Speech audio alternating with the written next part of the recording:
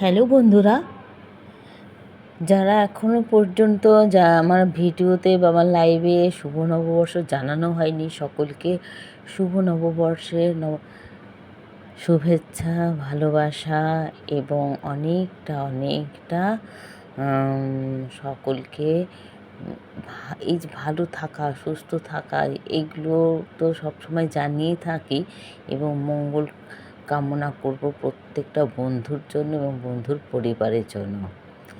আজ একটা মজার ঘটনা ঘটেছে। ঘটনাটা হচ্ছে, আজকে কিন্তু আমার মেনুটা পুরো বদল হয়ে গেছে। তার কারণ হচ্ছে, আমি রোজকার মতনই ছুটির দিন যেহেতু আমি ডাল, তারপরে মাছ, মাংস এরকম 4-5 পদ যেরকম হয় সেরকম শুক্তো রান্না করেছি। তো তারপর রুটি খাওয়ার তরকারিও করেছি। তো সে হঠাৎ করে ছেলে বলছে, "মা, আজকে আমার না ঠিক ভাত খেতে ইচ্ছে করছে না।"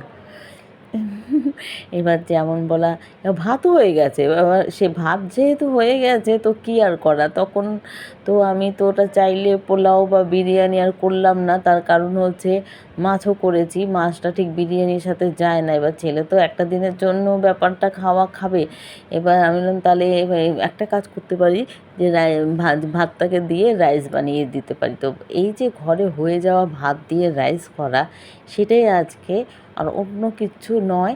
তার কারণ হচ্ছে, বাচ্চারা মাঝে মাঝে তো অনুরোধ করে, বা আমার ছেলে একটু বড় হয়ে গেছে অন্যদের কাছে, কিন্তু আমার কাছে তো আমার ছেলে আমার বাচ্চাই।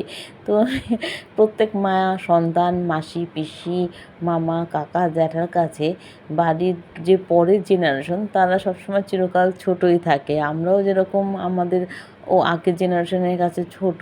তো এখন আমার, কেননা এই যে নীল পুজোর সময়, নীল ষষ্ঠীর দিনকে আমার মা মারা গেছিলেন 2 বছর আগে। এই বছর 2 বছর হলো মাত্র।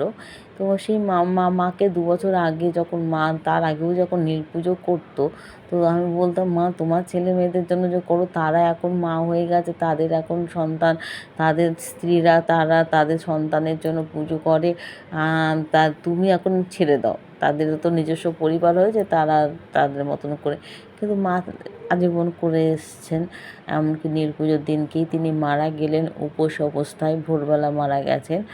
যে আমি এই রান্নাটা করছি এই ছেলের অনুরোধেই। তো যেরকমভাবে ভেজিটেবল দিলাম, পেঁয়াজ দিলাম, ঘরে যা যা ছিল দিলাম, তার সাথে একটু গোলমরিচ যে গুঁড়ো ঘরে করা, তেজপাতা, আচ্ছা, শুকনো লঙ্কা, এরকম কিছু দিয়েছি, কাঁচা লঙ্কাও দিয়েছি। আর যেহেতু ফ্রাইড রাইস একটু ঝাল ঝাল হলে ভালো লাগবে, সাদা তেল প্লাস ঘি দিয়ে রান্নাটা করেছি। গোলমরিচ ছাড়া ফ্রাইড রাইস, সত্যি কথা বলতে কি, আমার ভালো লাগে না। চাউমিন বা ফ্রাইড রাইসে যদি আপনারা গোলমরিচটা দেন, এটা এটা কিন্তু অনেক কিছুকে ঢেকে দেবে। যেমন আমার ভাতটা তো হয়ে গেছিলো, তো সেই ব্যাপারটাও যেরকম আছে, এমনিও আমি যখন ফ্রাইড রাইস করি তখনও আমি দিই, এছাড়াও দিই। আর ক্যাপসিকাম আর পেঁয়াজের সাথে গোলমরিচটা এত ভালো যায়।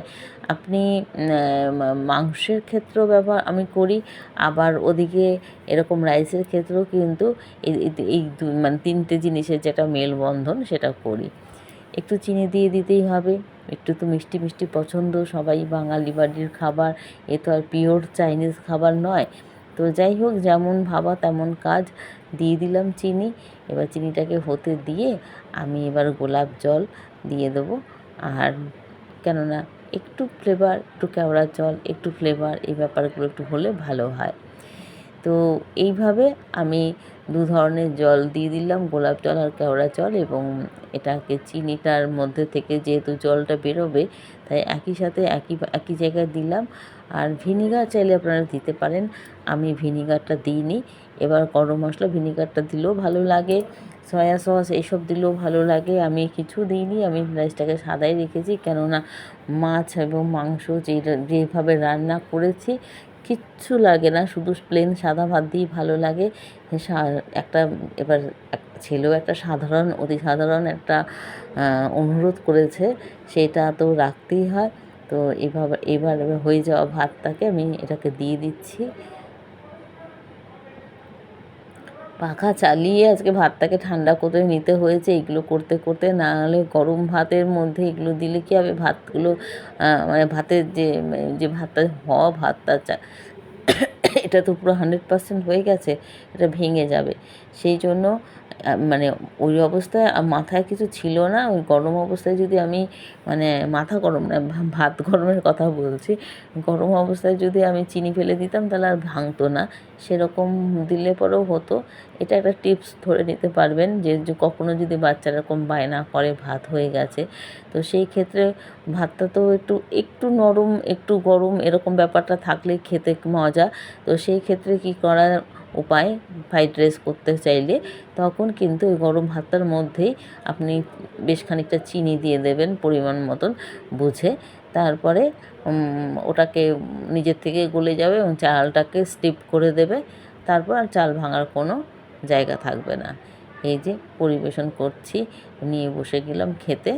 এবার বন্ধুরা আপনারা শুধু দেখুন এবং কমেন্ট করুন, সঙ্গে থাকবেন। আর যারা এখনও সাবস্ক্রাইব করেননি করবেন। ভালো থাকবেন।